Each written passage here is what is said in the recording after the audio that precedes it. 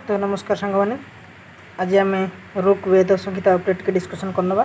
चलो प्रथम कौन देखिए ऋग्वेद संहिता के प्रवचनकर्ताओं में सर्वप्रथम नाम आता है पेर। पेर मतलब है पैल, ठीक है, या पैल जहाँ कह जाए पैल जो आम ऋग्वेद आचार्य पैल, ठीक है।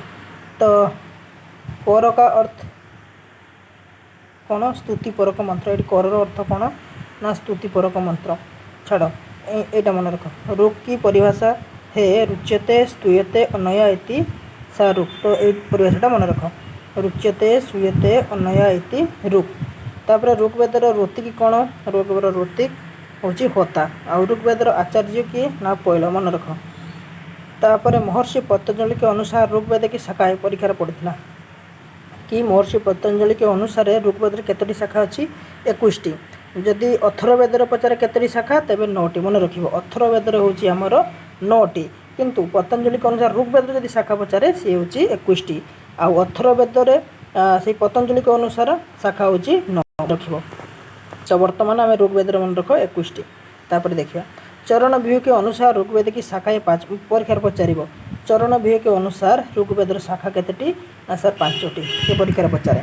तापर कौन कौन सी 5टी ना आमर साकल, बाष्कल, आश्वालयन, सांखायन आउ मांडुकायन।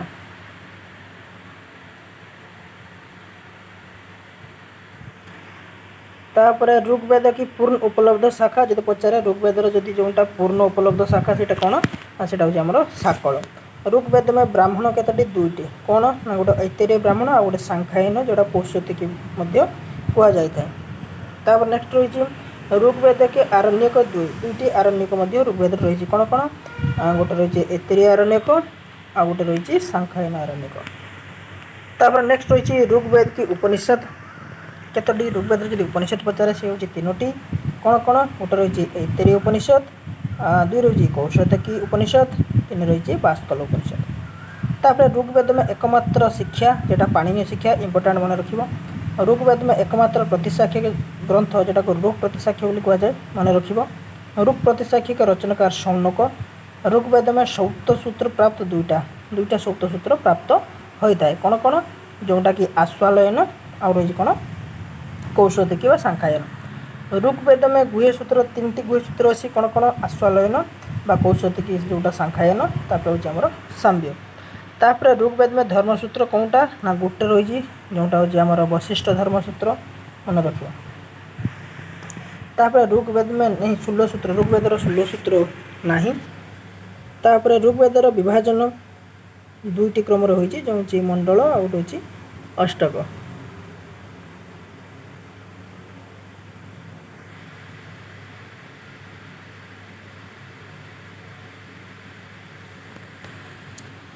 तो मंडल में किया गया विभाजन साकल शाखा मंडल।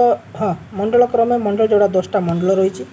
मंडल के विभाजन किया गया अनुवाक को, अनुवाक को विभक्त किया गया सूक्त। सूक्त में रुचाइबा मंत्र आ सूक्त कौन रही? रुचाइबा मंत्र रही। सेहीपरि मंडल क्रम का विभाजन है केमती होता है जो ऐतिहासिक एवं वैज्ञानिक। तापर अष्टक क्रम में किया गया विभाजन बाष्कल शाखा। प्रत्येक अष्टक 8टी अध्याय रही है। आउ अष्टक के प्रत्येक अध्याय विभक्त वर्ग परीक्षा बेले पचार दिए जो अष्टक जो प्रत्येक अध्यायटा कौन थे अच्छी ना वर्ग। प्रत्येक वर्ग में मंत्र समूह आ प्रत्येक वर्ग में मंत्र समूह रही। संपूर्ण ऋग्वेद में 64टी अध्याय पढ़ कहीं प्रति अध्याय 8 रही 8टी अध्याय आउ 8टी अष्टक तो 8 64। चलो तापर संपूर्ण ऋग्वेद में वर्ल्ड संख्या 2024 18 बालखिल्य सूक्त सहित। देखिए पॉइंट कौन मिसिंग अच्छी। संपूर्ण ऋग्वेद में बालखिल्य सूक्तों को छोड़कर पॉइंट कौन भूल अच्छे, प्रिंटिंग मिस्टेक। तापर संपूर्ण ऋग्वेद में अनुवाक। हाँ आस संपूर्ण ऋग्वेद जदि पचारा जाए आमर अनुवाक केतोटी परीक्षा पचार बेले अनुवाक केतोटी? 85टी। तापर संपूर्ण ऋग्वेदर सूक्त अच्छे 1028, ठीक अच्छे। 11टी बालखिल्य सूत्र मिसिक बालखिल्य तो मिसिक 1028। चार आई लिखा है बालखिल्य सूक्त को छोड़कर ऋग्वेद में कुल 1017 बालखिल्य सूक्त मिलके मिलते कौटी ना अष्टम मंडल जो बालखिल्य सूक्त मिली था। ऋग्वेदर प्राचीनतम मंडल द्वितीय यहाँ परीक्षा पड़े द्वितीय रु सप्तम मंडल हूँ आमर ऋग्वेदर प्राचीनतम मंडल।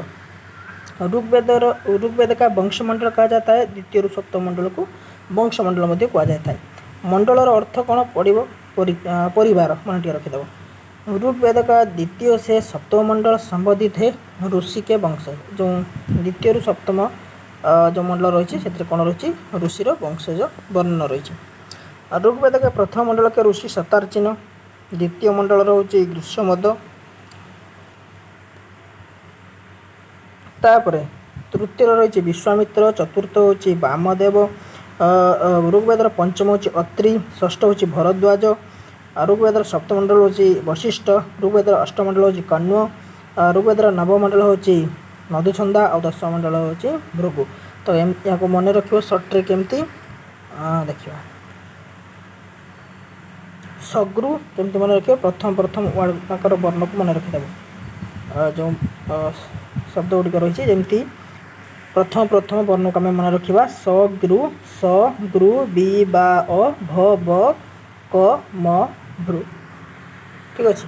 शतार्चिन, ग्रीष्मद, विश्वामित्र, वामदेव, अत्रि, भरद्वाज, वशिष्ठ, कण्व, मधुचंदा और भृगु आदि देखियो। तापर यजुर्वेद संहिता आसला। यजुर्वेद कविषय कर्मकांड थे, तो ये आम कर्मकांड सहित रिलेटेड। ठीक अच्छे। ऋतिक रही अधर्यु, देवता हूँ वायु, आचार्य वैश्याम्पन मन रखिए पचार दिए। यज्ञादि कर्म के प्रतिपादक गद्यात्मक मंत्र को यजुष कहते हैं। आटा कौन कहुए कि यज्ञादि कर्म को प्रतिपादन करें गद्यात्मक मंत्र को आम यजुष बोली कही था। यजुषर अर्थ कौन ना अनियमताक्षरा बसतो यजु। यास्को के अनुसार यजु धातु से बना शब्द यजुष कौन बने कि यास्को के अनुसार यजु धातु बनी यजुष। यजुर्वेद को अधर्युवेद भी कहते हैं। परीक्षा बेले पचार दब अधर्युवेद कौन तार ऋतु जो अधर्यु ना से पचारे अधर्यु।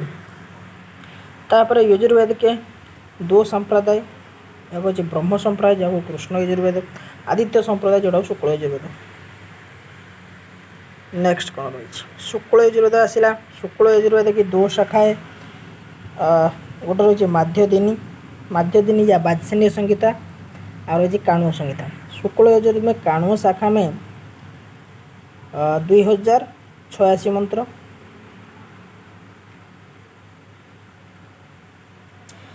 इसमें 40 अध्याय और 4061 मंत्र रही। इसमें कुल 15 शाखाएँ हैं। इसके ब्राह्मण परीक्षा पड़े शतपथ ब्राह्मण। शुक्ल यजुर्वेद की शाखा याज्ञवल्क्य मन रखिए, याज्ञवल्क्य शाखा। शुक्ल यजुर्वेद के अनुसार पिनाक धनुष है रुद्र, किंतु पिनाक धनुष कहाँ शिवंकर। तापर शुक्ल यजुर्वेद में वात्सनीय शाखा 40 अध्याय। पचार वात्सनीय शाखा कितने अध्याय 40 अध्याय। कृष्ण यजुर्वेद की कुल 4 शाखाएँ उपलब्ध है। कौन कौन तैत्तिरीय, मैत्रायणी, काठक, कठकपिष्ट। कृष्ण यजुर्वेद की 86 शाखा है, इसमें 32 उपनिषद है। इसमें तैत्तिरीय आरण्यक है, 18,000 मंत्र है और इसमें 60 16 सूत्र है। संपूर्ण वात्सनीय संहिता में कुल 40 अध्याय, अनुवाक 303, कांडिकाय संख्या 1975। तापर काण्व संहिता में कुल अध्याय 40, मंत्र संख्या 2086, अनुवाक 328। वात्सनीय संहिता का अधिक प्रचार उत्तर भारत, काण्व संहिता का अधिक प्रचार महाराष्ट्र में होता है। तो परीक्षा बेले पचार दिए कि काण्व संहितार जो अधिक प्रचार कौन रही महाराष्ट्र। तापर सामवेद संहिता। तो साम का विषय कौन ना जेटा स्तुतिस्तोम। कौन स्तुतिस्तोम। सामवेद का ऋतिक हूँ उद्गाता। सामवेद को कहा जाता है उद्गात्र वेद। सामवेद के आचार्य होची हमर जैमिनी। नेक्स्ट कौन रही सामवेद का देवता होची सूर्य। सा का अर्थ होची रुचा। पचार देव सामवेद सार अर्थ कौन ना रुचा। ओम का अर्थ कौन ना गान। ओम अर्थ होची गान। गीता में कृष्ण ने जिस वेद का अपना स्वरूप बताया है उनका नाम है सामवेद। वेदानाम सामवेद अस्मि कहते। अहंकार का दूसरा नाम उद्गीत मन रखियो। वेदानाम कही वेदानाम सामवेद अस्मि ये उक्ति श्रीमद्भगवद्गीतार आसी गीतार 10 अध्याय। चलो महाभाष्यकार पतंजलि के अनुसार सामवेद की शाखा पचार देव। महाभाष्य अनुसार पतंजलि के अनुसार सामवेद शाखा होची 1000 बा सहस्र। सहस्र वर्तमान सामवेद ये संबोध है महाभाष्य। ठीक अच्छे। तापर सामवेद की उपलब्ध शाखा ये 3टी शाखा वर्तमान उपलब्ध रही। कौथमीय राणायनीय जैमिनीय या तलवकार। कौन कौन रही कौथमीय कौथमीय राणायनीय जैमिनीय तलवकार सामवेदर 3टी शाखा। सामवेद की सर्वाधिक लोकप्रिय शाखा होची कौथमीय। पचार देव। तापर होची सामवेदर ब्राह्मण की संख्या 9। सामवेदीय ब्राह्मण होची पंचविंश। पंचविंश ब्राह्मण को कहते प्रौढ़। पचार परीक्षा प्रौढ़ ब्राह्मण। महाब्राह्मण तांडीय ब्राह्मण। तो पंचविंश ब्राह्मण को कौन कौन कहा जाए प्रौढ़ ब्राह्मण महाब्राह्मण तांडीय ब्राह्मण। प्रौढ़ ब्राह्मण से संबंधित वेद होची सामवेद। सामवेद का ब्राह्मण कौन तो षड्विंश ब्राह्मण मन रखियो। सामवेदर ब्राह्मण होची षड्विंश ब्राह्मण। तापर षड्विंश ब्राह्मण को कहा जाता है अद्भुत ब्राह्मण। यदि षड्विंश ब्राह्मण को आउ कौन कहा जाए अद्भुत ब्राह्मण। सामवेदीय ब्राह्मण है समविधान ब्राह्मण। सामवेदीय ब्राह्मण कौन ना जोटा सामविधान ब्राह्मण। सामवेदीय ब्राह्मण होची आर्य ब्राह्मण। सामवेदीय ब्राह्मण होची दैवत ब्राह्मण। सामवेदीय ब्राह्मण होची उपनिषद ब्राह्मण। सामवेदीय ब्राह्मण होची संगीता उपनिषद ब्राह्मण छाड़। सामवेदीय ब्राह्मण वंश ब्राह्मण गोटे अच्छी। सामवेदीय ब्राह्मण जैमिनीय तलवकार। तलवकार पचारे। तापर पुष्य सूत्र